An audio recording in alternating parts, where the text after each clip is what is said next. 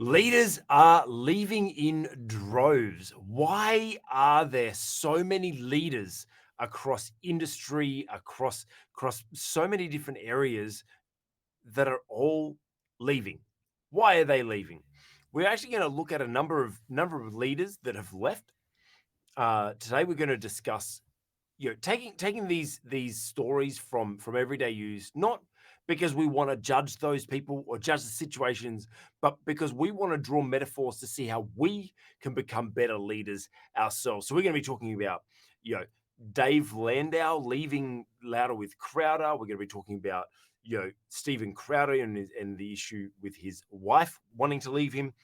We're talking about Tucker Carlson and Don Lemon and James Corden. There's all these people across so many industries that are all just on the exit, and they're all leaving for different reasons. And I think that there's some key things that we can learn to become better leaders ourselves. But it's not just me. As always, we are joined by Dr. Rod St. Hill, the business pastor. How you doing this week, Dr. Rod? I'm doing really well. It's great to be with you again, Craig. You too, you too. And thank you, Yash, who's in the background pressing buttons, making sure we look good and you can hear us, etc. So, kind of bit of a disclaimer. I know I sort of said it a little bit at the start, but a little bit of a disclaimer that I want to emphasize: we do not know what's going on in these situations. Today's topic is let's say there's a lot of sensitivity, I suppose, would be when we're talking about the like people leaving and judging and saying it's for this reason. Just remember, there's I mean, they say there's two sides to every story. There's actually more. There's more than two sides to every story. And we don't know anything. We're hearing one person's side. We all know that we're all a little biased when we're sharing our side. We know that the media is biased in their sharing of information. So let's just be honest that we don't know what's actually going on. We don't know the whole story. We don't know what happened that day. We don't know what happened around those situations. So what we're going to be looking at these purely of how what we can learn, because you know what, we've all found ourselves in these situations, and I hope that we don't find ourselves in the aggressor situation. And let's just leave it at that as we get into today. So let's first talk about Dave Landau, which he was the I suppose Stephen Crowder's right hand man. If you don't know Stephen Crowder, he's probably one of the I was going to say loudest voices in the conservative, but that's why his name is Louder with Crowder. He's a very strongly opinionated, but very fighting for justice kind of. He's on a mission trying to break the trends of media and politics, and his right hand man, or his second chairperson of his podcast, Dave Landau, is a fellow comedian who, when Stephen Crowder did this transition from the Blaze network across to starting up with Rumble, Dave didn't move across with him. And a lot of the fans were questioning what happened with Dave. They missed Dave. Dave's a nice addition to the team. And just recently on the Your Welcome podcast with Michael Malice, uh, Dave shared from his point of view the reasons why he left. And all our links are below. So whenever we refer to a video that we're talking about or an article or anything like that, all the links are down in the description. So go check them out. Check out the full interview of Dave talking about what his next season is all about right now. Excited for him in this next season to be able to pursue a new thing. It's always challenging pursuing a new thing, but it's also very challenging. How do I say this? It's challenging to step out of a situation that wasn't the best situation for you and not speak the truth. No, I think that's probably the main thing. There's a whole bunch of stuff which we can kind of highlight in this situation, but when we leave a situation, I know I've been in situations where I've worked with incredible leaders doing incredible things in business, in ministry, and everything like that, like in all different areas. And I've left because the situation wasn't really the healthiest for me, but I still believe in that person and their mission and what they're trying to do. And so it's very hard to keep, to justify your move without trying to tear down what that other person is doing. And Dave shared that, the situation wasn't that strong there, and it was he felt like it was a little bit of a controlling environment. He had contractual, concerns of, um he wasn't allowed to be more than 5 minutes late to something or whatever, which I can get his side of that, but I can also get that maybe we don't know the whole side of it, but I don't know, maybe he was notoriously late, and maybe they just needed to say, "Hey, it's 5 minutes late and you can go home," or whatever it may be. We don't know the whole situation. Um, but Dr. Rod, talking about him leaving, and we'll probably talk about a few of the other issues along the way because there's something I want to mention that I kind of like, but he's pulling him down for.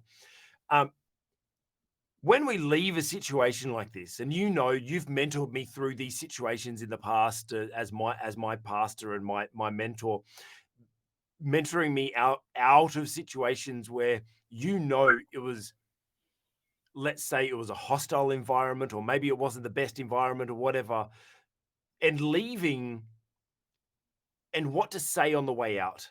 How do you justify what happened on the way out and keeping that? How do you know what to say when you've left? Because obviously you want to justify yourself, but you have love and respect for that person and their organization and their mission. Like, what's your take on that situation? Well, what I've usually done is to talk about push and pull factors. So I've Okay. tried to keep the language reasonably neutral and to explain that it's not all push, it's not all pull. There are a couple of forces, as it were, in action here. And also, you need to be very careful that you don't share something that you haven't shared with the person whom you've left. So you need Let's to be yeah, fairly. let's emphasize that, because I think that's actually a very good point. So don't share something. So what you're saying is, if I'm upset with you, Dr. Rod, about something, and I don't share with, like, I don't know, like maybe I don't like your haircut or something like that. I don't know. Um, I love your hair, Dr. Rod. What's left of it? But maybe I don't like that. Now, I may choose not to share that with you, and then go public and share with people that I don't like your haircut. That's what you're kind of saying. You're like, we should share that thing in private before airing our dirty laundry. Yes, you really shouldn't drop a bombshell. That's really what I'm saying. But look, it's very difficult, of course, for people who have a high public profile because to some extent they become public property Yep. and people expect them to respond to Yes. questions. Yep. So I've never been in a situation like that. No one's ever interviewed me and said, "Well, could you tell us why you left your Mhm. last place of employment or anything like that?" But obviously, family and friends ask as well. Yep. So normally, my response is in terms of both push and pull factors. But for me as a Christian, of course, the most important thing is this is what I believe the Lord has either allowed me or led me to do. So we must always make sure that God features in our equation as Christians. Yeah. And so the looking at what what Dave has shared here is, actually, one of those points that you just shared is like, well, when we're in the public eye, when we put ourselves out for public, public viewing, we are then up for public uh critique, I suppose, is a right word to say it. And Steven Crowder is out there, and he's put himself out there, and I think the biggest challenge for me with something like that is when someone is so strongly out there fighting for a particular cause, you expect them to be walking the walk and not just talking the talk. Because I remember the issue that Stephen Crowder had with the Daily Wire was the the restrictions within contractual agreements. And I remember on a podcast, he specifically said that, you know what, I want someone to come to me, and if they're a comedian, I want to encourage them to go out and do a special and release them to do what they're good at and everything. I'm like, he's speaking my language. I love what he's talking about. Like, help people pursue their purpose. Don't try to fit them within a box. But then when Dave was talking about his contract, he was talking about that there's all these restrictions, that he wasn't able to travel and do his comedy, that he wasn't able to, that he was forced to turn up on days when there wasn't actually anything there. And like just little things like that. Like that I really feel like he I really feel like he No, this way. with these contracts and stuff, that it almost felt like he's not doing how do I, he was arguing about these contracts with Daily Wire, and then now he's doing all these restricted, you know, uh, contracts now, which is sad. Now, that's tough.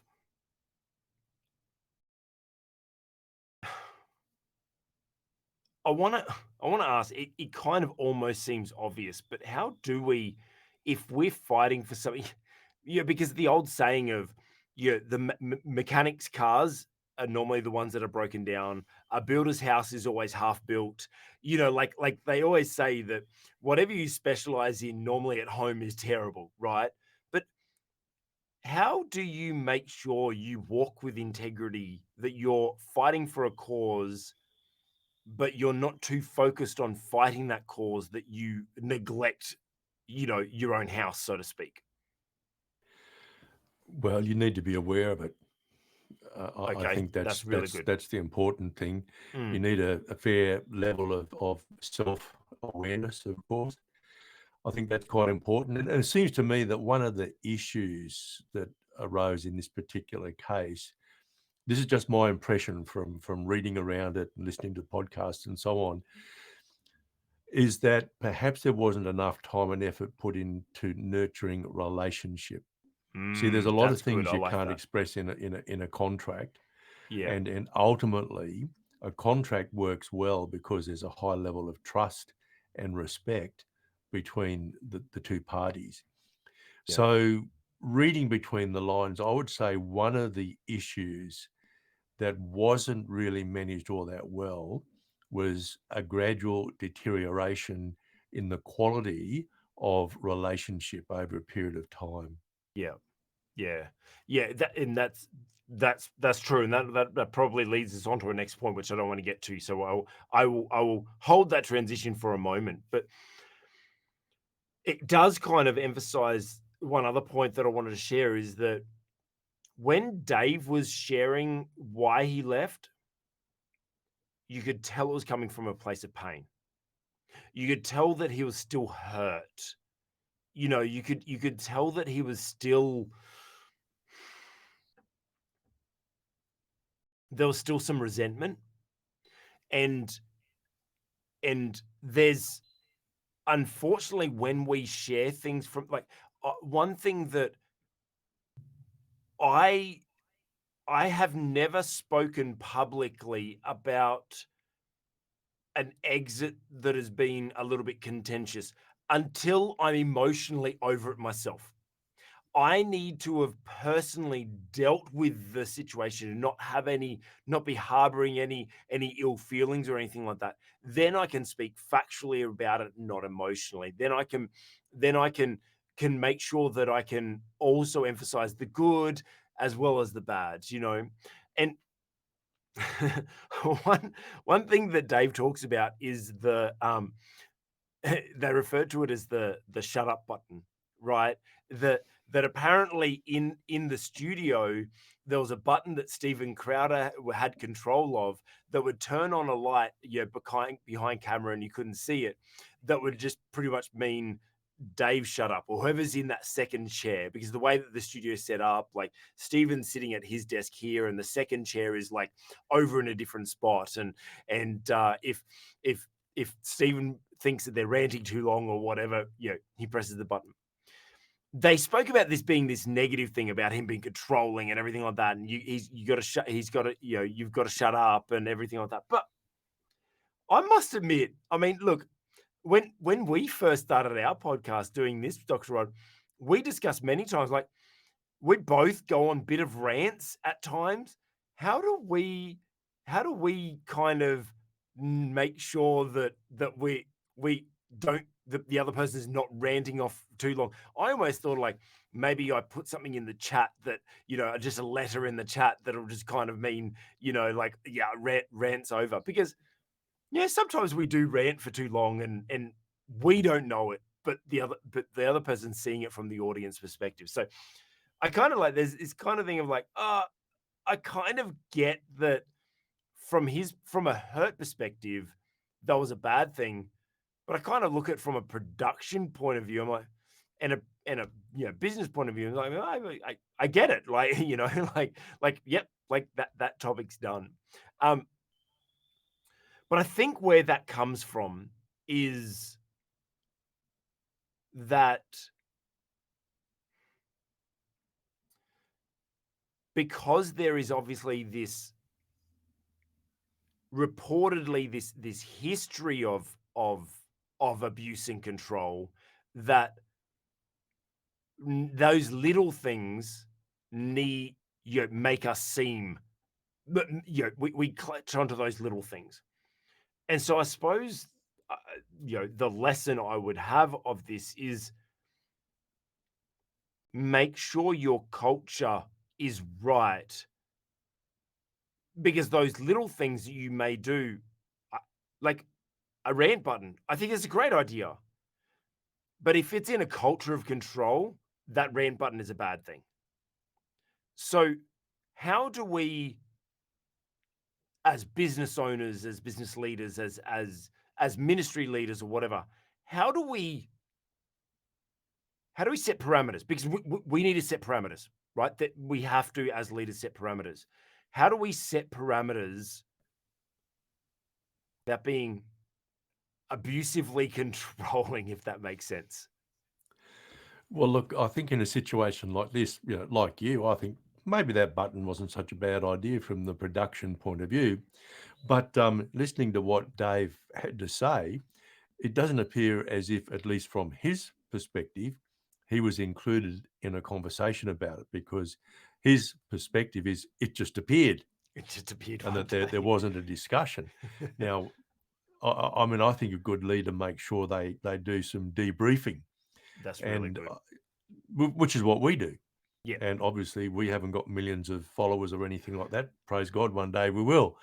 But we do an amount of debriefing and pre-briefing as well. And I imagine that if the issue of either of us or both of us ranting too often for too long comes up, we would talk about it Yes. and we'd talk about potential solutions.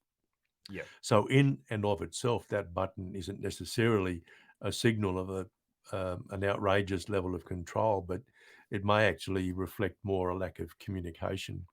Yeah, And that's look, really good. I think debriefs are really quite important, and I probably don't do enough of that myself as a leader. Yeah. Great. So, note to self, write it down. Um, Exactly. so I think that's really good is with this situation. Once again, we don't know what the true situation was, but there's two sides to every story, and there's some of these things that were spoken about that were like, like it seems normal, but maybe there was a communication issue. So And actually, you're right. I think this whole thing, yeah, because there was the contract disputes and everything like that, and you said the relationship broke. It appears that the relationship broke down. I think you're right with that. It kind of comes back to that communication. Maybe there was just a communication breakdown, and maybe Dave. Because I mean, here's the thing: Dave had a great opportunity. That was he was played second fiddle to the number one, or probably the number two podcast in the world, or the number one conservative podcast in the world.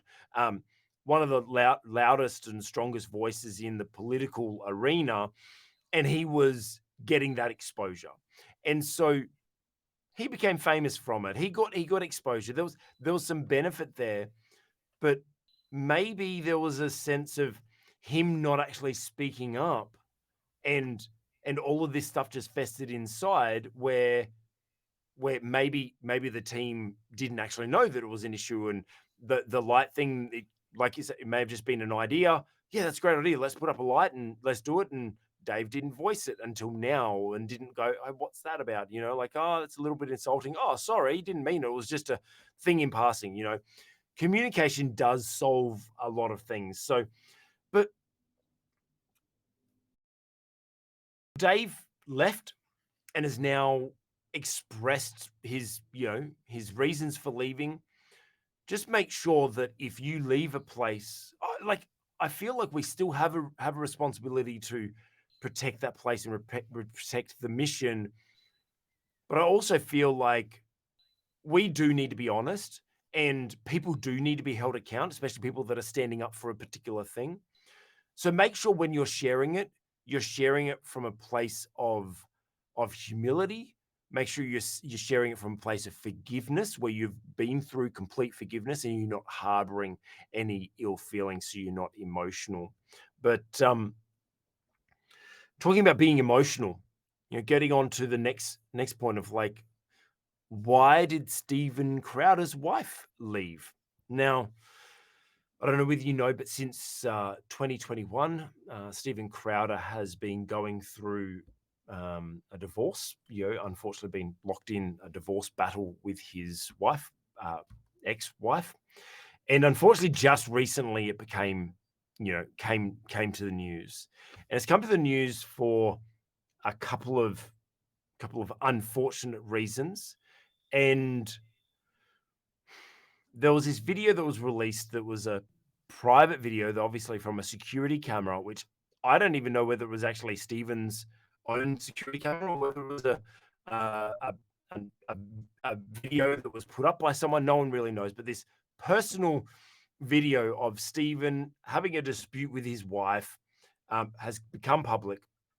And Tim Pool on Timcast IRL, actually, I really liked his approach. And once again, links are all below. Um, I actually really appreciated the way that um, Tim Pool approached this. It was like, this shouldn't even be in public.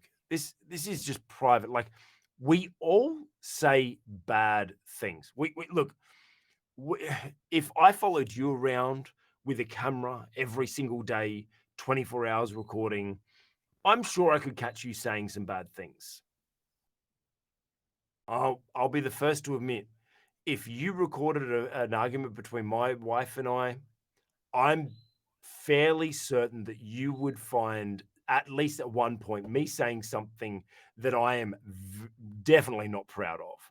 We all have our mistakes. Um,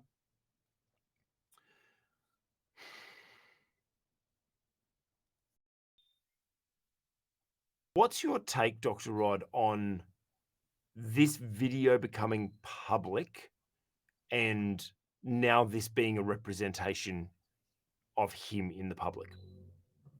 Well, generally speaking, a private video should remain private. The problem, of course, with social media is that media personalities become public property. Yeah. And in a sense, when you do have such an impact on people, there's an interest Mm, Whether or not that's good, bad, right, or wrong, it's very difficult to tell. It's much easier, say, in the case of a private citizen who's not known and so on. But here you've got people, and there is a genuine public interest in mm, them because of the profile that they have. I do think it is unfortunate that this kind of thing happens. I wouldn't be inclined to do that. We don't know what motivated the person who released it to do so, and as far as I know, we don't know who released it. mm. And the other thing we probably just need to keep in mind is we don't know whether this is a sample of behavior which is repeated.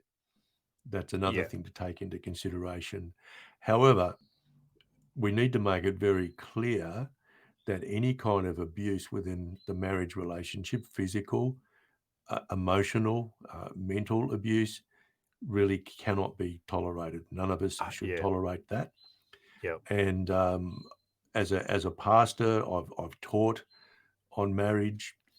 My own position is that any kind of abuse breaks the covenantal relationship in marriage. Mm, That covenant being that we become one. We're no mm, longer two separate individuals. We're one in the marriage relationship. And any kind of abuse actually breaks the oneness of mm. the covenantal marriage relationship. Yeah. And I believe that on that basis, separation and divorce is justified. Yeah. Not every pastor would argue the same way that I do, but I certainly know that some authorities would support me in what I've said. So we don't know whether this incident, which has now become public, is just a one off or Mm, whether it's representative of a pattern of behavior. And certainly, if it's a pattern of behavior, then I would have no hesitation in actually advising somebody that they should get out of a relationship, yeah. even if that relationship is a marriage. So, yeah, I want to jump on something that you said before is like, I want to emphasize there is zero way of me trying to justify it. But once again, we don't know the full situation or anything like that. That being said, not justifying any form of abuse. Like I said, I've said some things to my wife that I'm embarrassed about, and it was completely wrong. I should not have said some of the things that I've said. We've all kind of caught ourselves in that situation. However, I'm not excusing that behavior at all. At no point should there be any form of abuse, and we shouldn't accept any form of abuse. Let's talk about this. You say if it's a pattern of behavior, um, because I mean, look, if it's a once-off thing, like we don't know what led up. We don't know what the weeks and months led up to that. We don't know what she had been saying or doing to him in the months and days leading up to that, or whatever. Like we see that snippet, and maybe that was just him snapping. Maybe. Once Yeah, again, we but don't know. Craig, we need to be very clear that even if there is a level of provocation, that isn't an excuse. And in most 100%. legal jurisdictions, it isn't an excuse either. And I think before the Lord, it's not an excuse. Yeah, 100%. What I'm saying is we shouldn't judge. That's what I'm saying. But you're absolutely right. I want us to use this as not none of these examples that we're using are for us to judge these people. It's for us to look on ourselves, reflect on ourselves. Do we find ourselves in those situations? But yes, 100% agree. It is not acceptable. Talk about a pattern of behavior though. Well, there was another video that was released by, well, I don't know who actually released it, but there was a video recorded by Brian Callen, who was someone who replaced Dave Landau from our last story. And he was just recording a video just before they were about to go live in studio. And he was, publicly going, look, hey, we're about to go live. Make sure you check us out. And and then Stephen came out and spoke to Brian Callen pretty much the same way he was speaking to his wife. Now, once again, we don't know the situation. He's going through a divorce. He's going through a lot of pressure, everything like no excuse for abusing people, none whatsoever. But remember, we need to be empathetic in our judgment, empathetic. But there is this pattern of behavior. Now,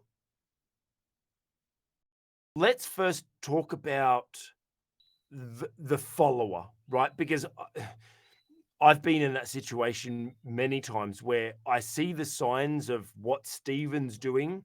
And while I can't judge his situation, I have experienced that from other great leaders. Great leaders. I've experienced those same controlling, narcissistic tendency, kind of abusive, emotionally abusive, and controlling situations. What should we do? And unfortunately, I hear it way too often, especially I hear about this story too often in ministry, people experiencing this in ministry. Dr. Rod, how would you advise someone who is sitting under that kind of leadership? It's going to depend very much on the circumstances and the individual involved. But I do think it is important to call out this behavior. One way of doing it is to couch it in terms of the desired culture Mm, in an organization or in an office. And so you could raise it in a way, something like this, that look, do we really want this as our culture? Do we want a culture where people think it's okay to fly off the handle and abuse other people verbally or even on occasion physically?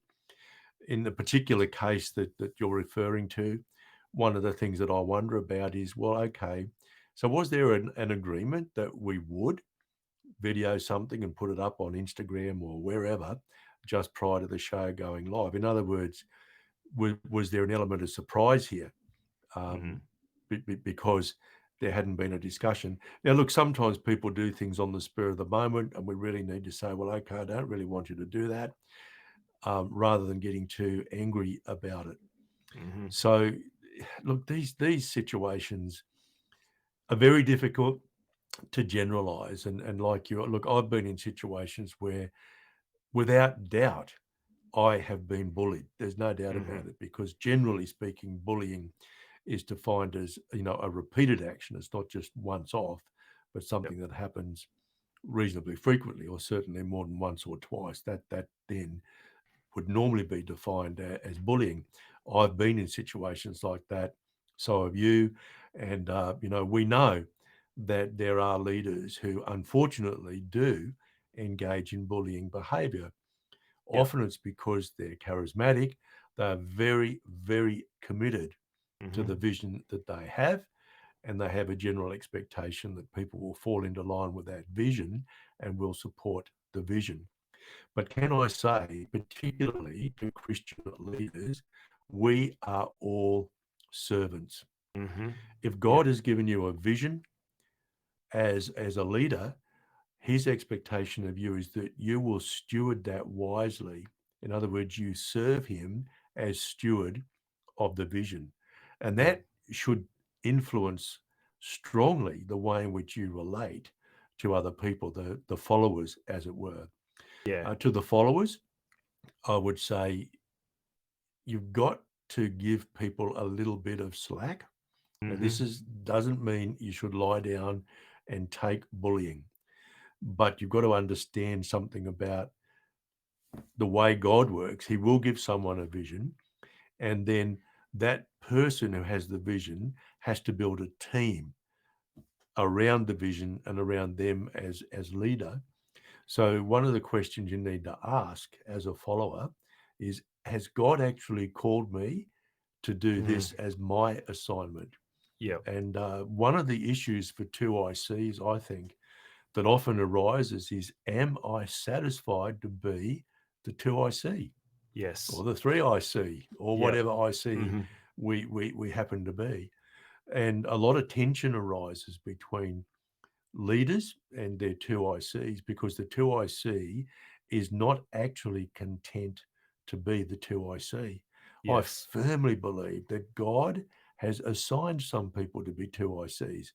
Yep. It's noble Yep. to respond to the assignment that God has given you, even if that assignment is not as a leader. Yeah. I think this is quite a complex area, and we could talk at length about it. Mm. But look, as leaders, we've got to be we really need to understand we're not like a general fighting a war, because we're not in the same kind of environment Yeah. most of the time. Hmm. So we're not there to bark out orders to everybody else with an expectation that they do everything that we say when we say it, etc., etc. We Yeah. need to understand that jointly Mm. as a leader and together as a team, we have something that God has given us to steward together. So we're all servants. We all serve God in that vision. Yeah, you mentioned something the bit about the charismatic leader that they have this tendency, and I wonder this, like there's this challenge that we usually face with the very gift that God has given us, the skill and gifting He's given us is also our biggest weakness. You're like Steven Crowder. I have no doubt that God has given him a very strong personality, because he's been given this calling to take on this charge, and he is attacked left, right, and center by the left media, by traditional media, and and he's on this charge to try to make a difference and forging a big way. He's and you can't do that without having a bit of bravado, a bit of confidence, self-confidence, and a bit of aggression, a little bit of a rah, like I want to get at it. And so it kind of seems like it's this very thing that is his gift is now also causing to be a curse to him, and I'm sure if we can, and once again, I want us to be reflective. This is not judging Stephen at all. I want us to be reflective on ourselves, because I look at myself all the time, and I know there's gifts that God's given me that are like, for example, one of my gifts is that God's made me futurist, right? Like I'm always thinking about the future, always driving, always thinking about big grand pictures, always driving towards the future. That's awesome. It's a gift because it's able to push through tough times, because I'm always looking and hopeful for the future. It's good because when I'm with clients, I can see their future. I can picture it and I can keep driving forward. When I'm mentoring people, I can keep them focused on the future. It's a gift. However, it's also a curse because I could not care about anything that happened today. When I sit down with my wife and she starts telling me about things that happened today, I glaze over. I don't care. Like the same gift causes to be a curse. However, like Dr. Rod said before, there's an awareness. You got to be self-aware. And I'm aware of those things. So when I'm in that situation, I then shift it back and go, okay, you know what?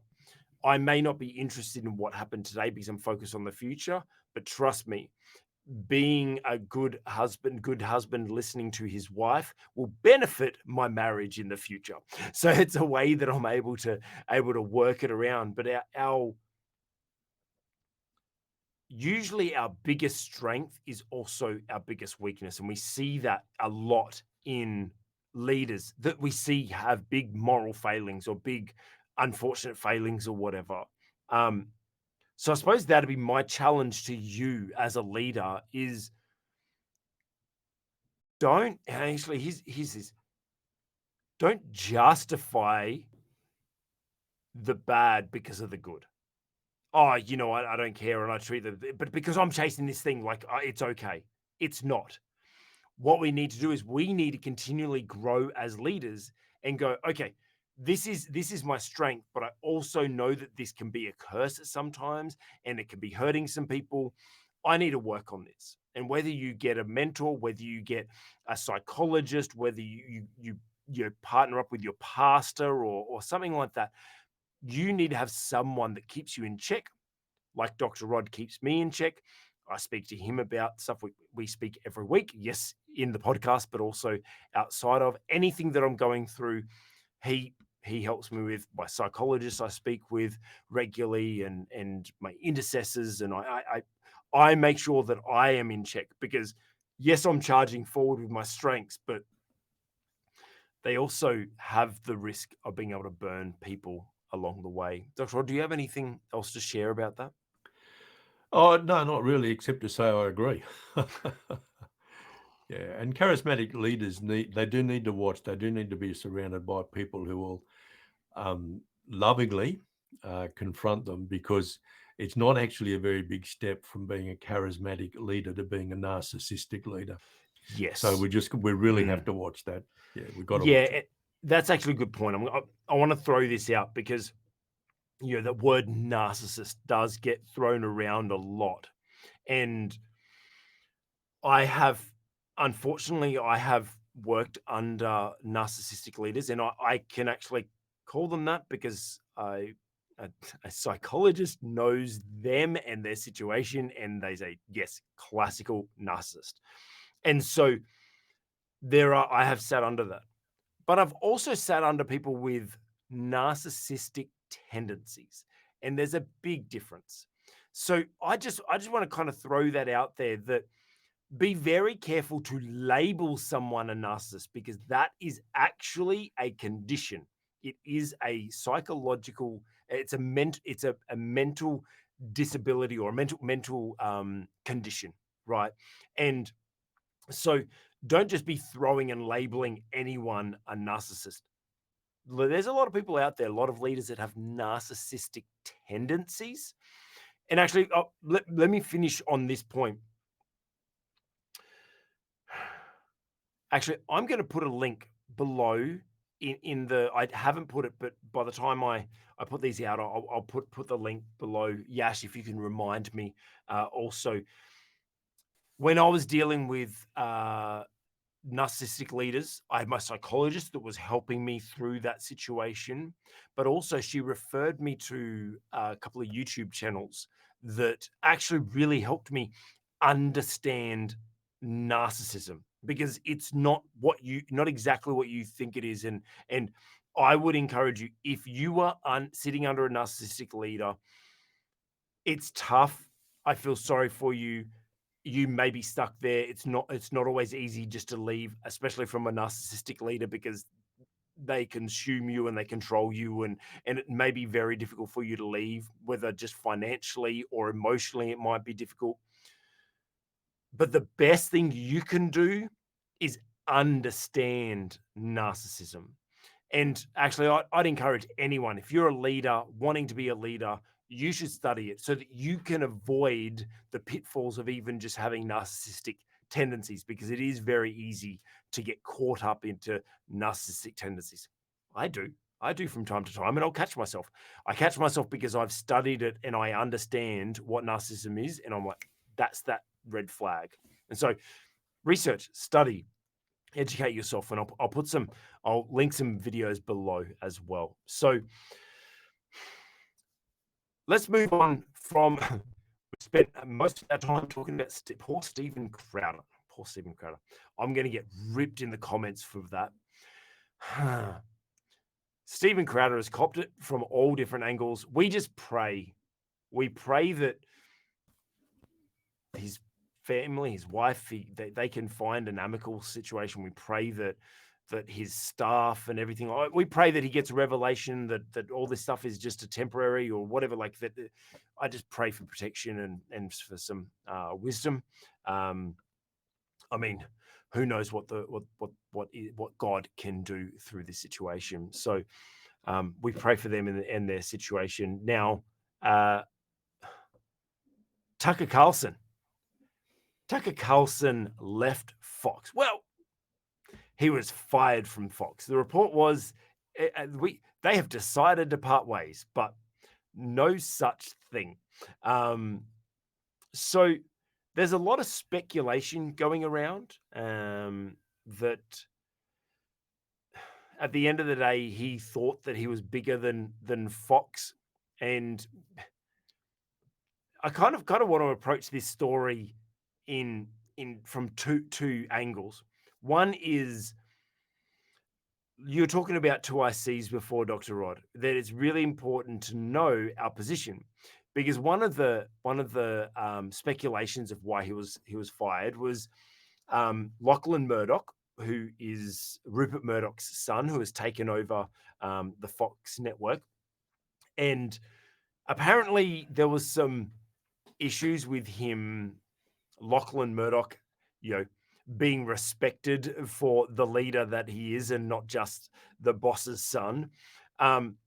And so some people say it's good on Lachlan for putting his foot down and showing that no one's bigger than the network and everything like that. So there's kind of that warning that maybe if you're in a leadership position and think that you're bigger than the organization, we see it a lot. People leave and try to start their own thing and they just can't, or whatever. That's why you see so many church splits and all those sorts of things. So just a bit of warning, like know what you're called to, because you do need to know your position sometimes. However, what's kind of come out and what seems to be more of a true story is it was just the fact that he wouldn't play the game.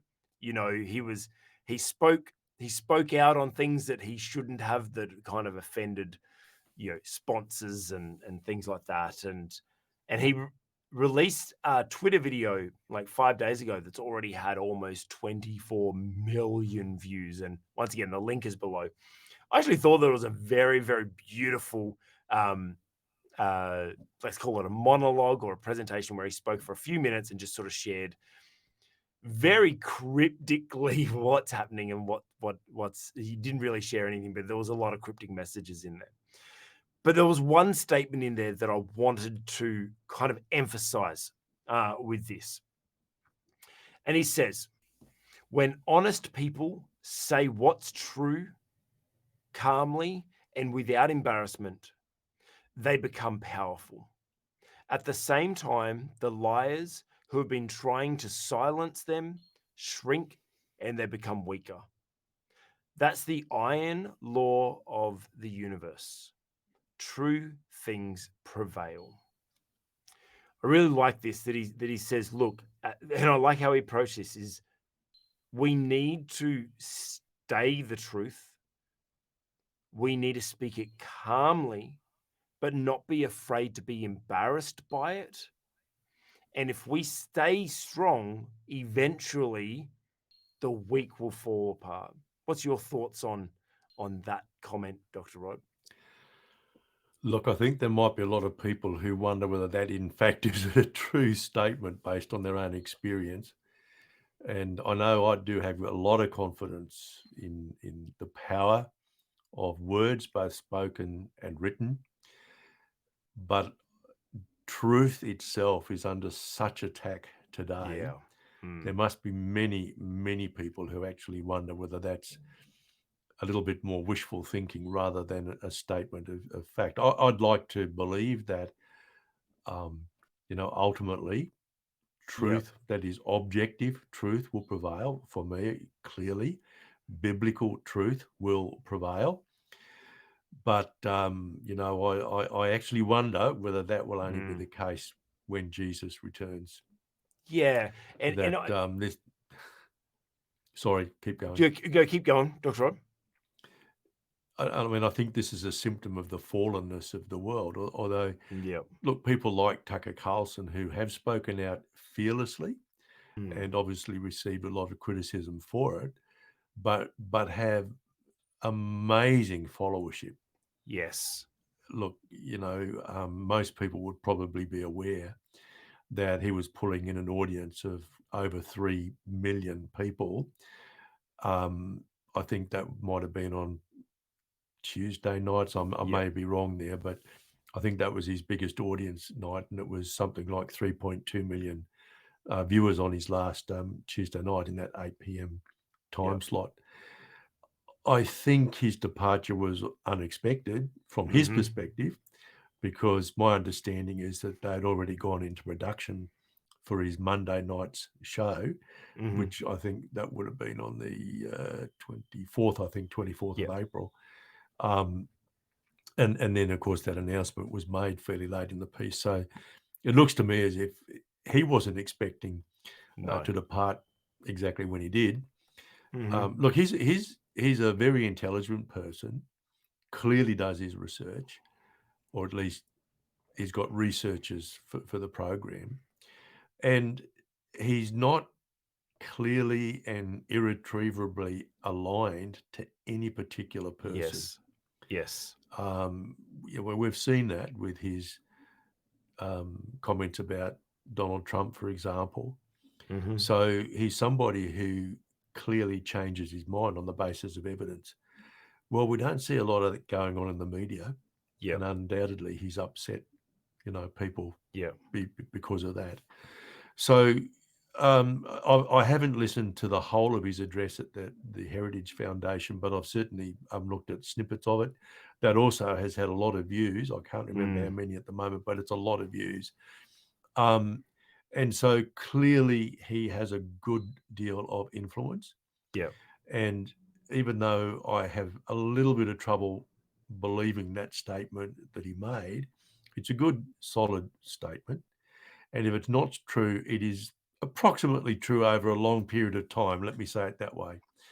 And he certainly has been somebody who has been prepared to stand up and speak what I would regard as objective truth.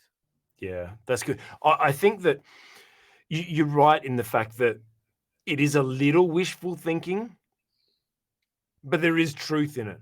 Because if we, I really like the fact that, he talks about speaking calmly and without embarrassment.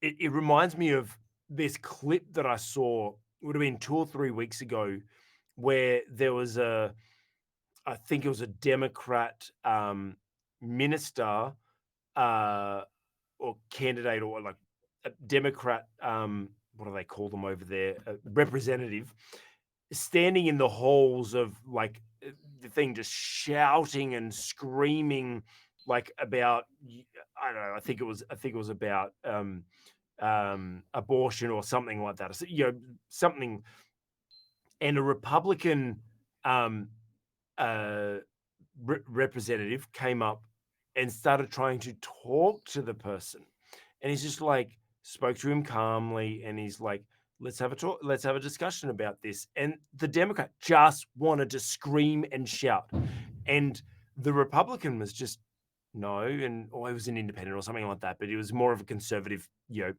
representative, and he was just speaking calmly, and this guy was just screaming profanities and just like looking crazy.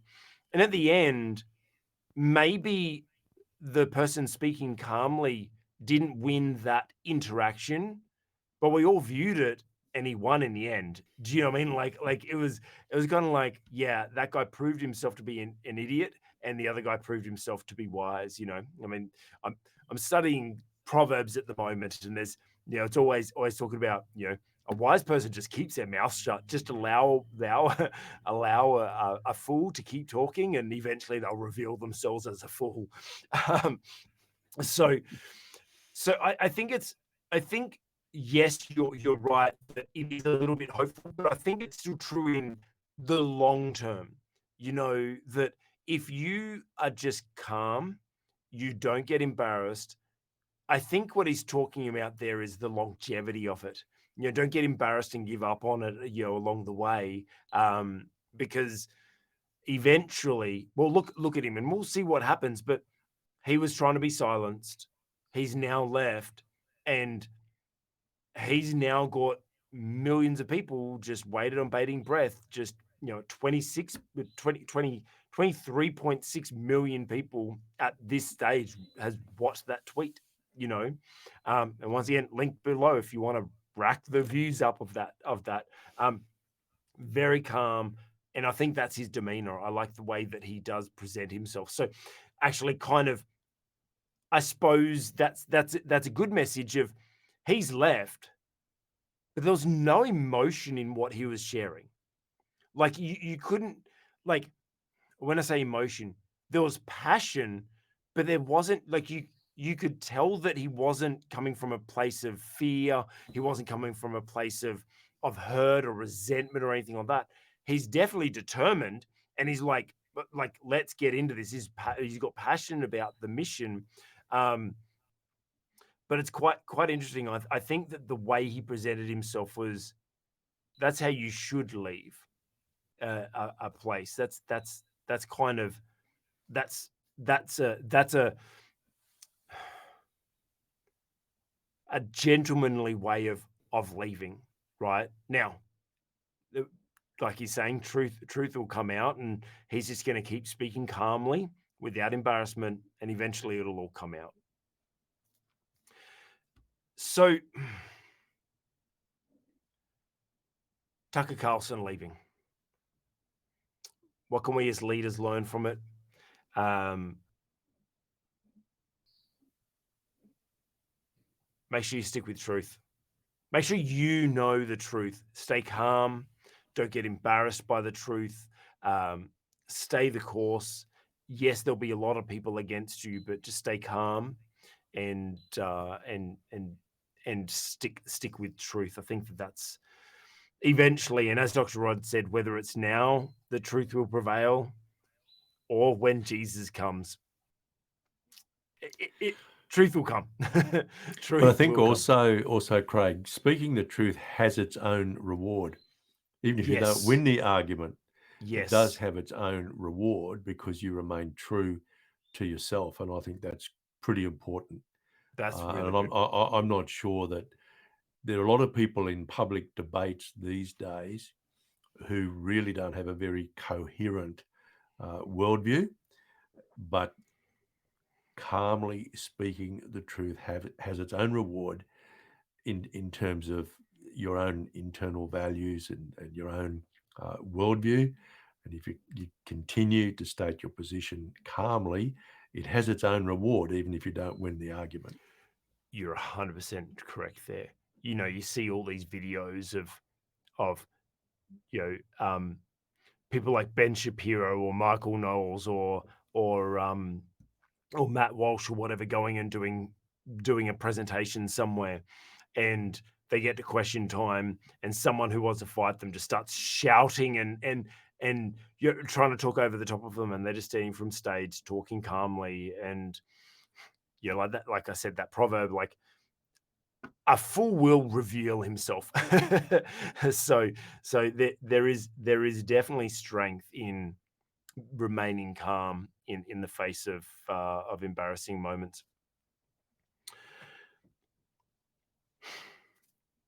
Talking about people leaving networks, and like this is, I don't have too much to say on this one because we're talking about leaders, and this person probably I wouldn't really call them. They're a leader, obviously, but I don't rate them as a leader.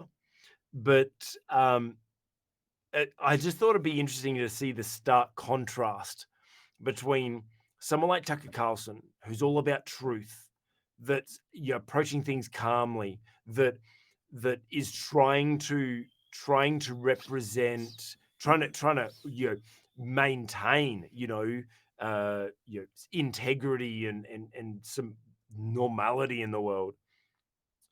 And then you see the way that he's left, and now he's being offered, well, Patrick Bet Davis offered him $100 million to come and join his join Valuetainment.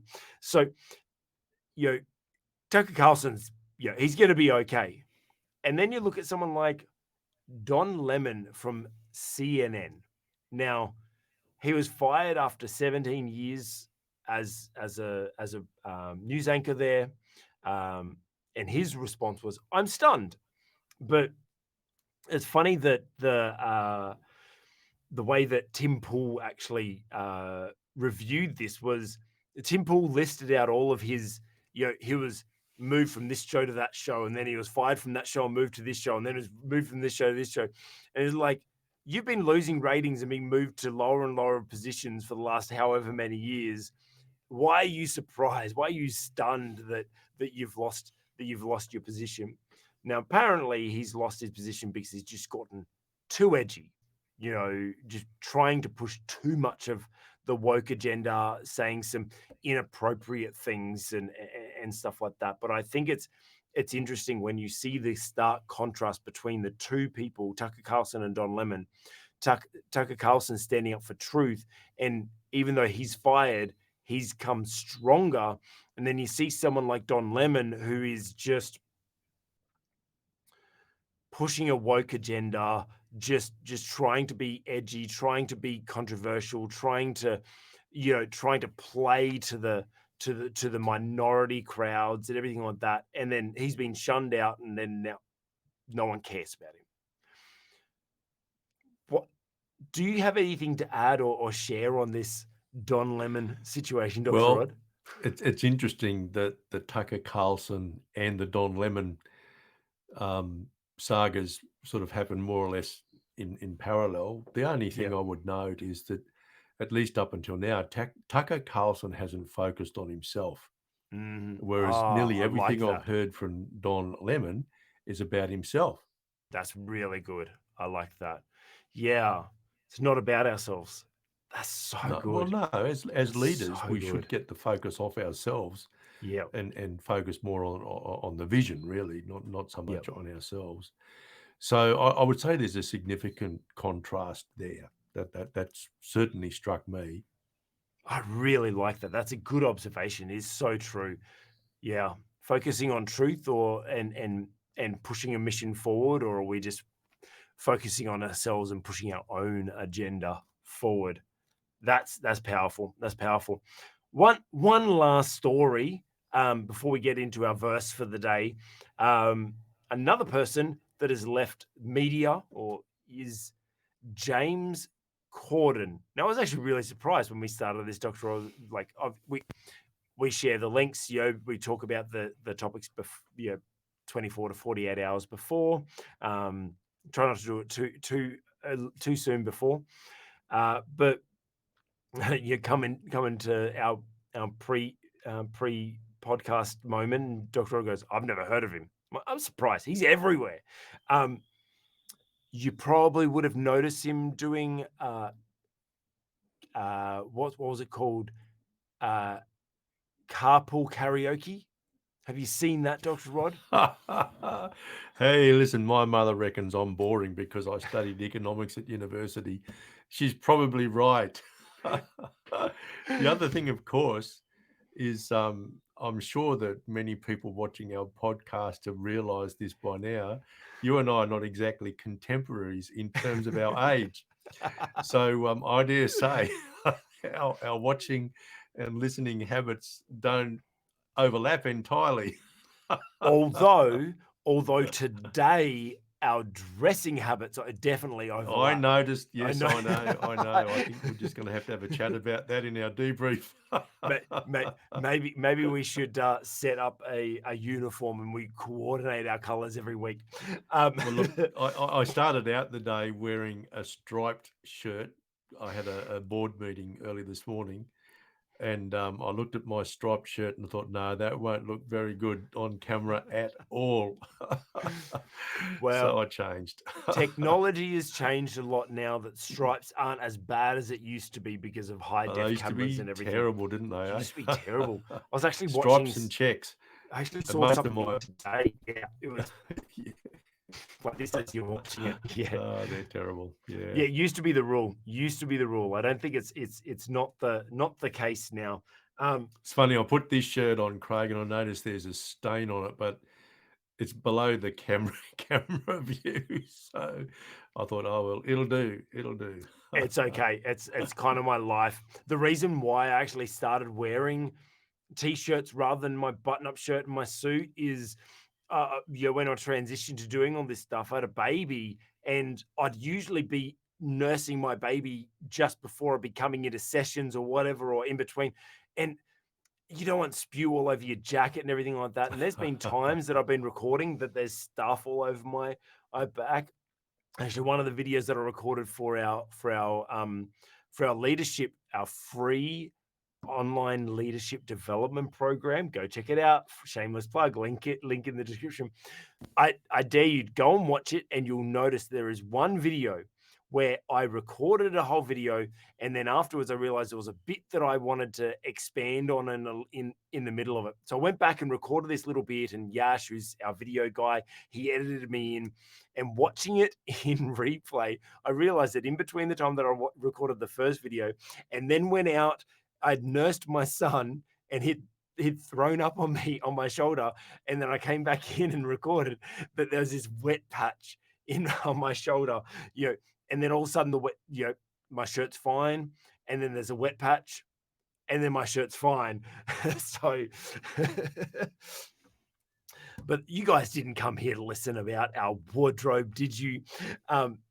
Let's talk about James Corden now, host of the Late Late Show. I'm going to do this in air quotes. Comedian, not the biggest fan of his comedy. He kind of rubs me the wrong way. He British, very annoying humor. Like it's that type of humor that they're annoying and that's why it's funny. I don't know. It just rubs me the wrong way. Not the biggest fan of him. But he's now leaving the Late Late Show. Now, the reason why I wanted to highlight this is number one is, he's just left in, I think it was last week that he did his final show or the week before or something like that, that all these people are leaving media, and it's interesting to see these shifts. Now, there are reports that he's left because ratings have declined. Like those late shows, they're all losing big time. It's funny, you're watching some of the YouTube podcasts are getting better views than some of those shows, than all of those shows pretty much. But there's reports that he left because, the declining, the environment. However, there was an interview that I saw of him sharing about the fact that he just wanted to leave because of his family. He's now got a young family. He's away a lot, and I actually felt that it was really noble. Apparently, he was offered a $55 million contract, something like that, and he turned it down. And I actually, look, once again, we don't know the real situations or anything like that, but on the surface, that's really applaudable. I actually really appreciate that a leader that is doing great things, that's, he's making good money, and he's gained a great celebrity and everything like that, that he's gone, you know what? Enough is enough.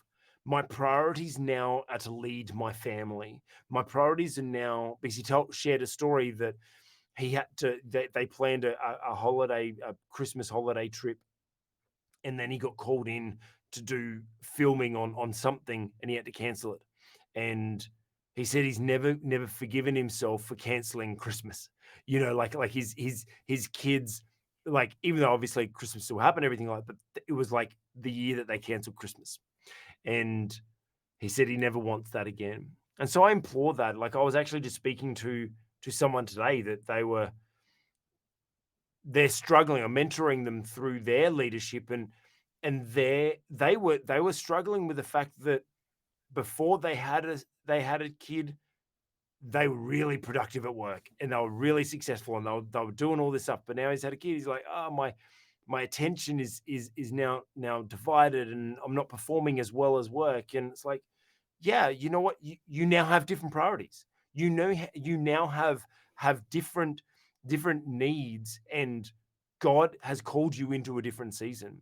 And so I love the fact that James Corden has kind of seen this moment to go, you know what?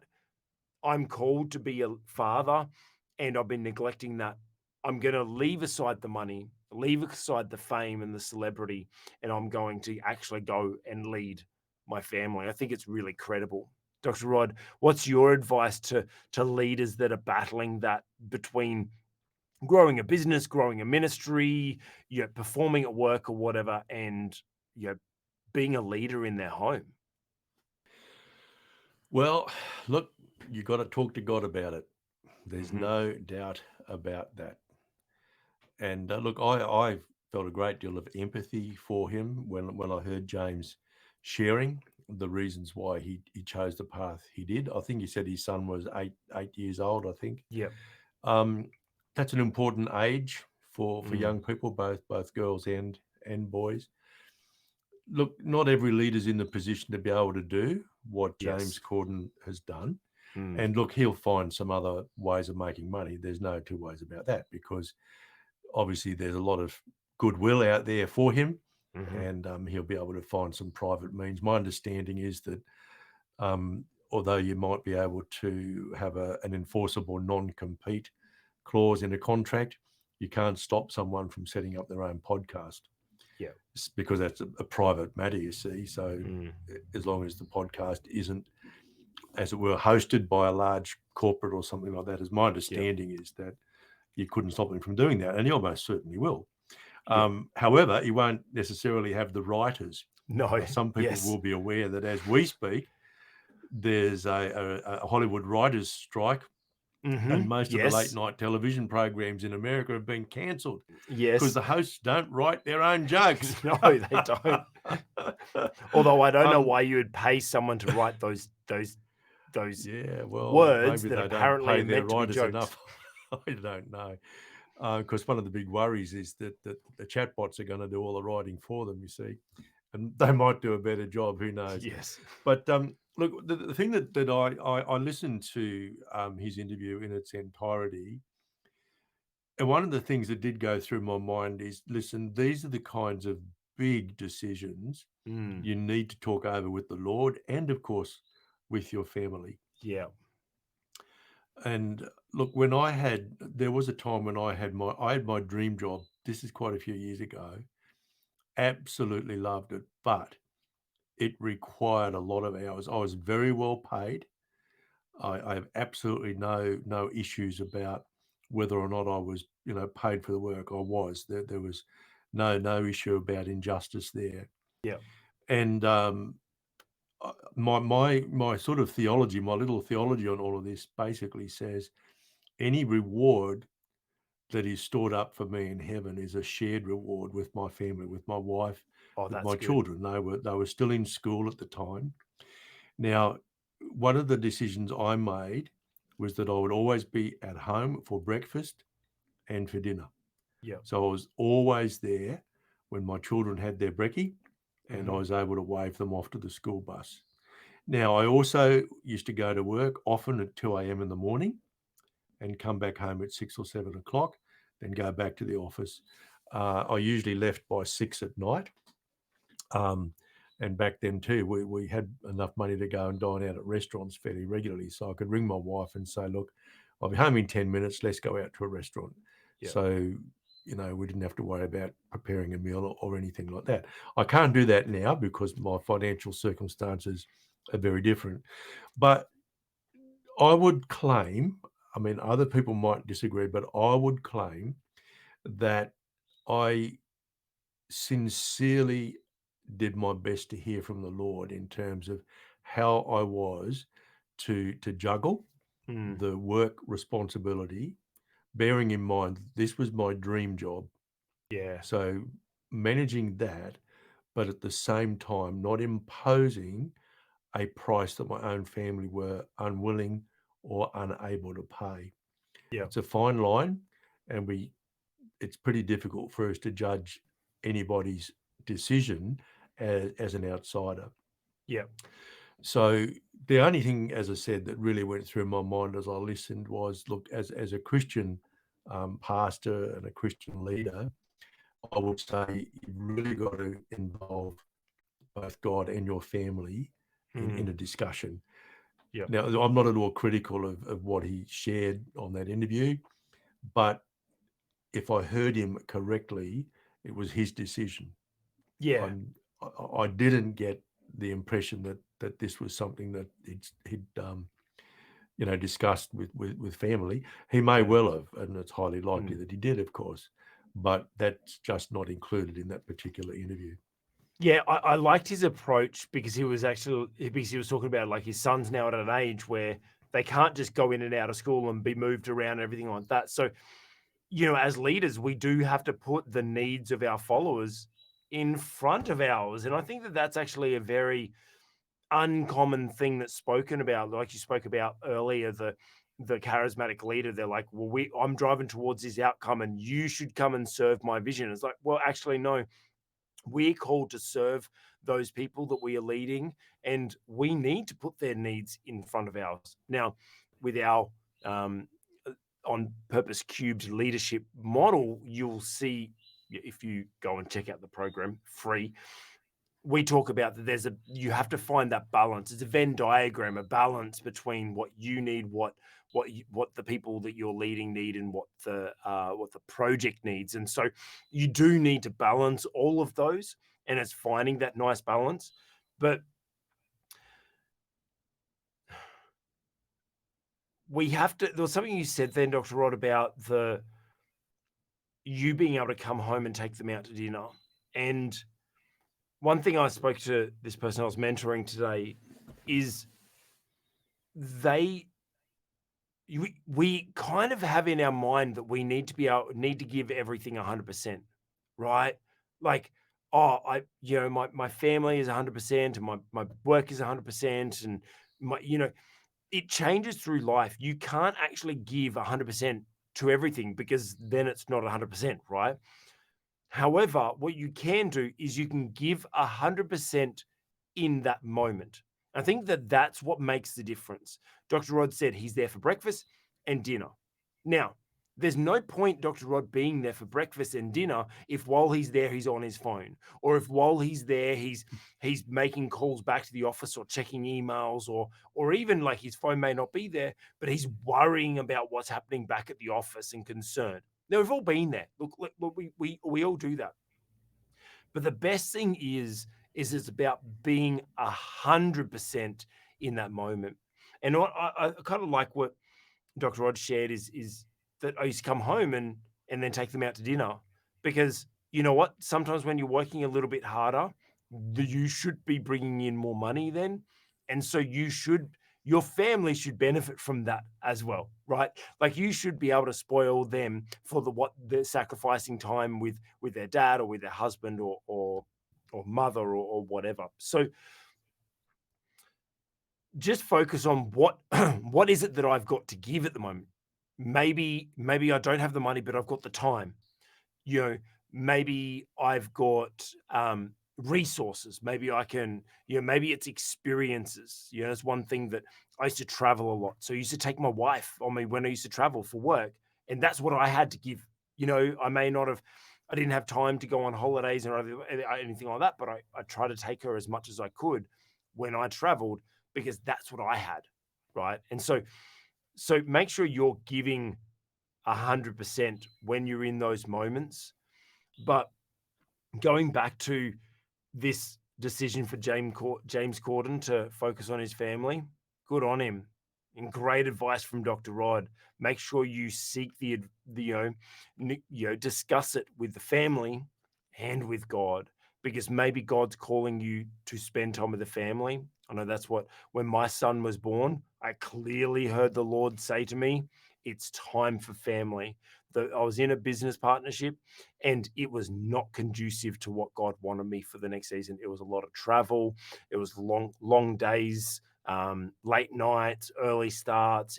There was a lot of work, and I just knew it wasn't conducive. And I knew the Lord called me to step into the new season. So luckily, I had something to step in. I was able to, I have my business, so I kind of carried it on in a smaller capacity and was able to be better in control of my hours. But seek the wisdom of the Lord and seek, the advice and wisdom of your family as well. That's really good. Now, Dr. Rod, I'm going to put you on the spot a little bit, because this week's verse you actually suggested. And so, we always end off with leadership lessons from Luke. There's a lot of leadership lessons throughout the Bible, but reading through Luke, I just noticed a bunch of really good leadership lessons in almost every verse. So we decided to finish off this podcast with leadership lessons from Luke. Once we finish that off, we'll do another series of something, but there's still a lot to go. And in talking about leaders and actually leaders leaving. So actually most of these people we spoke about today, they're leaders, but not they weren't the leader. Dave Landau left. Stephen Crowder's actually his boss, and James Corden, he had the network that he was with, and Tucker Carlson, it was Fox was his boss, and the Murdochs and stuff like that. So Dr. Rod then wrote back and he said, this is actually a really good verse for 2ICs. So, Dr. Rod, would you like to read a bit of the passage or as much as the passage as Sure, you feel, sure. and then share Yeah, from that?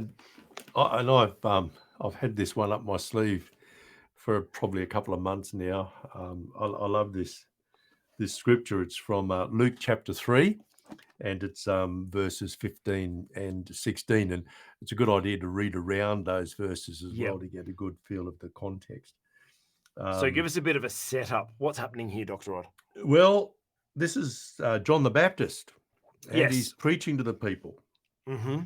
And he hears about Jesus, and he realizes that in a sense he's 2IC. He's not the kingpin. He's the one who's bringing a message of a greater one to come. Mm-hmm. So verse 15 goes like this. Now as the people were in expectation and all reasoned in their hearts about John, whether he was the Christ or not, John answered, saying to all, I indeed baptize you with water, but one mightier than I is coming, whose sandal strap I am not worthy to loose. Mm-hmm. He will baptize you with the Holy Spirit and fire. His winnowing fan is in his hand, and he will thoroughly clean out his threshing floor and gather the wheat Mm-hmm. into his barn, but the chaff he will burn with unquenchable fire. And elsewhere, of course, he says, he must increase and I must decrease. Yes, that's really good. One of the things I love about John the Baptist is that he knew what God had assigned him to do. Yep, he knew his purpose. He was indeed to prepare the way of the Mm. Lord. And as those of you who have been watching this podcast for a little while know, if you have a look down here, you'll find links to the leadership program. And is it the first 6 weeks are devoted to 10 weeks. defining purpose? It's First 10 and it's weeks. so important knowing your purpose. I guarantee if you want to reduce the stress in your life, find out the purpose that Yes. God has assigned you to. Yep. There's no doubt that makes such a difference. And my goodness, your life will be so much easier if you know your purpose. Yep. Well, John the Baptist had the very great blessing of knowing his purpose. Mm. You see, when people were wondering, is he the Christ? You know, he could have really played on that. Oh, yeah. And he could have had definitely. the limelight. But he didn't. And look, I've got a little secret to confess.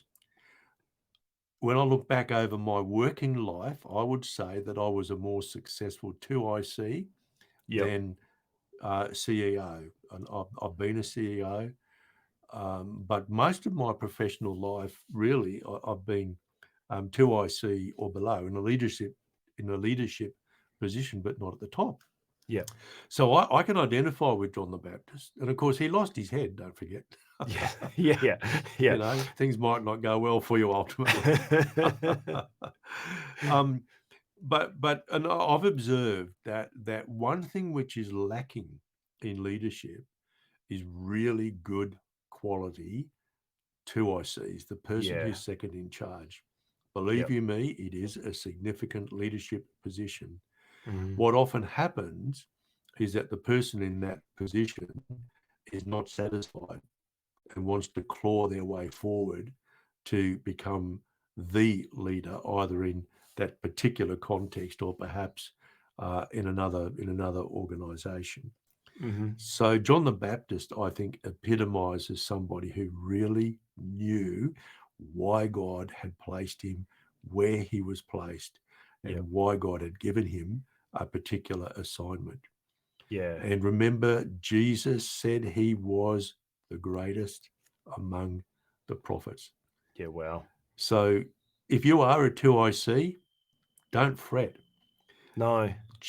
Seek God and find out. God might have wired you to be the best 2IC ever. And I can tell you this, in those positions where I have been the CEO or in the top leadership position, I have greatly valued those at 1 or 2 levels below me, Yeah. because you cannot carry and execute a vision on your own unless No. it's a tiny, tiny vision. If Yeah. you've got a big, one of those big, hairy, audacious goals that God has given you, you're not going to be able to achieve it on your own. No. And so John the Baptist really paved the way for Jesus. He pointed to Jesus as the promised Messiah, and he didn't take the opportunity when it was, I was going to say, handed to him on a platter. That's not not a very good metaphor, really. I think But it's very apt. he could have responded differently when the people wanted to revere him as Yep. the promised Messiah, but he didn't. He said, no. There's someone coming who's I far actually, greater than I am. I agree with you because I too look back on my career and I have thrived as a 2IC. Um, I loved those opportunities to be able to serve great leaders, and there is actually such great opportunity. It is so much harder being the one IC. Yeah, it's much easier being the two IC. We always seem to think we can just do it better or whatever, but in reality, no. Like it's a lot harder at the top, and so I think if we are always still approaching that we imagine if we were able to have the respect for the person that's leading us that same way. Now, I know he was talking about the Christ and like Jesus, but let's move this back to our lives. Imagine if we had the respect for the person that's leading us that same way. Like I don't have the right to even tie his sandals, right? Like imagine if we had that kind of honor and respect for the people that are leading us. Do you think that they would be better leaders if we gave them that kind of honor and respect? I think that, I mean, some would still take advantage, everything like that. Like, please. Yeah, quite possibly, and partly because they're not looking over their shoulder all the time to see whether they're going to Yes. stab them in the back or undermine them Yeah. That's good. somehow. Yeah. I have seen this work really well and really poorly Yep. when a charismatic, visionary church leader, wonderful, wonderful man, but he needed. And the picture in my mind was of someone walking after an elephant, with a shovel, picking up all the elephant poo. Yep. We The all know the leaders like that. visionary, the charismatic leader, Uh-huh. they're a little bit like that. They're like the elephant, pushing their way through, and Mhm. that is necessary. Yes. But they can sometimes also leave a pile of dung behind them, and That's so someone true. needs to sort it out. Um, and I think it's a very noble position to be in if you're the 2IC. But look, when the 2IC is doing everything they can to get that position at the top, it doesn't work well at all, and it doesn't Just do the undermines. ministry any good. It doesn't do the organisation any good either. Yeah. If you really believe you are meant to be the CEO or the top leader, and you are working for another leader, you probably need to get out. Yeah. Don't With God's undermine the leader. with God's guiding. With God's Always. guiding, of course. And look, my own experience has been my happiest time as 2IC was when I worked with a really, really good leader. We had a brilliant working Yep. relationship, and this is the key. He was highly competent in Yeah. his role. Yes. I've been in other situations where the leader, the top-notch guy, if you like, the one I see, wasn't doing a good job at all, Yep. not at all, was quite incompetent. And that's when my ambition grew. Yes. And I would have to say I haven't always handled that well, Mhm. but I did eventually sort of mature to the point and God spoke to me about this one day. I remember very, very clearly. He said, "Look, Rod, I've given you the capacity to see what is wrong and to know how to fix it, but I Yes. don't hold you responsible." And That's good. honestly, that whole desire to sort of take on the role, that disappeared. Yeah, that's Because good. you know what you've done, God? If and when I have an opportunity to, explain what the issues are and offer the solution, I will do it. But other than that, I just accept that God has given me a capacity to do that because He made me with an analytical mind and all those sorts of things. Yeah, But one, I haven't caused the issues. He doesn't hold me responsible for those yeah. issues. And it's not necessarily me who's supposed to fix them up. Yeah, that's good. Yeah, one thing that's always helped me through those situations where I am a 2IC is I remind myself of it's a Joseph anointing. You know, Joseph, you look at his career, Mm. he was always the second. Like he was he was put in charge at Potiphar's house. He wasn't the big man, but he was put in charge. And in the jail, he wasn't in charge of the jail, but he was put in charge of the people in the jail, you know. And then eventually he wasn't Pharaoh, but he was the second in charge to Pharaoh. And he had this great anointing of he served the leader, but he got the position. That's one thing I always reminded myself of, like my anointing. I know God's called me with this Joseph anointing to just be the second in charge and do the best that I can in whatever situation I am, until such time that, like when I shared earlier, when I had my son, I felt the Lord say, you've now served as 2IC. You've seen the good, the bad, the ugly. Now I want you to step out because now you've gotten the experience to know what to do, what not to do, and now you can go out and do it properly. You know, now it's your call. So, but that being said, one thing I think we need to remember of this is, even if you are the 1IC, you're still always a 2IC. There's always still someone above you. I have my board, and that's why I put people like Dr. Rod and stuff on my board. Is yes, I'm the one in charge, but I still need to be accountable to someone. Dr. Rod's my pastor. I share with him everything. I'm still accountable to someone. There's still someone above me. I'm not the end. And it's not like, oh, it's fine. I'm at the top and God's my leader. Yes, God's your leader, but you also need human accountability as well. Now, I want to just go back to this verse just for a moment and go a few verses earlier, because I think that there's a couple of verses in here that really share some warnings to the leaders, not the 2ICs, but to the leaders. But 2ICs can take this as well. And the tax collectors came. It said the tax collectors, or sorry, starting verse 12. Tax collectors also came to be baptized. Teacher, they asked, what should we do? He said, don't collect more than you're required to, he told them. Then the soldiers came and asked, what should we do? And he replied, don't extort money and don't accuse people falsely. Be content with your pay. That it's what he's talking about here is treat people properly. Don't take advantage of people. Don't abuse them. Don't, like, as we look at all these stories today, there's some stories of people being abused and people, taking advantage and whatever. Like, he quite clearly says here, don't take advantage of people. Treat people right and do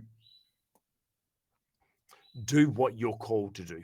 That's pretty much what he said. Still do your job, but don't take advantage of people. And so today's been a little bit of a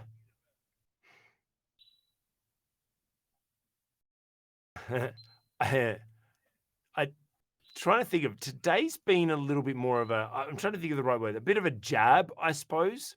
I hope that today has been a poke, let's say that, a poke at poor leadership, because part of our mission of our organization is that we're on a mission to eradicate poor leadership.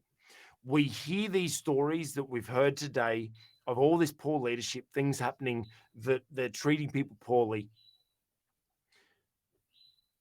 And I just want it to end. I'm sick of hearing stories of being people treated poorly, and I know you've experienced that. And I hope that you haven't caused other people to experience it. It's just, it breaks my heart. And you hear these stories of great leaders displaying poor leadership. And that's what I want to emphasize. That poor leadership is a behavior, not a person.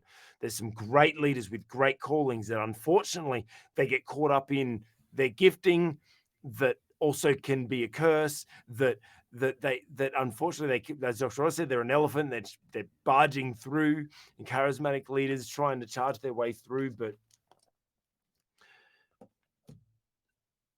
we're on a mission. The only way we know how, the best way I know how, is to make sure people are on purpose. Make sure as you're leading that you're leading from your purpose and within your purpose of what God's gifted and called you to. And that's why our program completely free, because I want to make sure that we are pursuing this mission that God's called us to eradicate poor leadership. So please let me encourage you. If any of these stories today feel familiar to you and that you've experienced it, you have to join the program so that you don't become a leader like that. If some of these stories are triggering something of like, oh, actually, I might do that, you need to do this program as well so that you don't fall into the trap of making these mistakes. It's free. Just download the app and you can jump on and do this program completely for free. Also, if you want to be a good leader and want to avoid these things completely, once again, jump on and download the app. Join the program for free. It'll be an absolute honor to see you joining the program. But there's a lot of things happening in leadership. There's shakeup. There's leaders leaving everywhere. And why are they leaving? They're leaving for truth. I think that's kind of the crux of today, that they're leaving for truth. That they're leaving because what's true was not happening in that situation. So they're trying to leave for a better situation. They're trying to leave to see what their better situation is. So let's make sure that we are leaders that are leading with truth, that we're leading from our purpose, that we're leading on our journey to pursuing the will of God for us. Dr. Rod, any last thoughts? No, I've run out of thoughts for today. Well, Dr. Rod, thank you for joining us, and you guys watching. Thank you so much. We appreciate you watching. We really do. We appreciate your comments. We appreciate your likes. We appreciate everything that you do to support us. And if you would like to watch any more content like this, please consider subscribing. It would be our honor to see you join our community of people that are trying to lead better through faith-based means. Thank you, bless you, and we'll see you next week.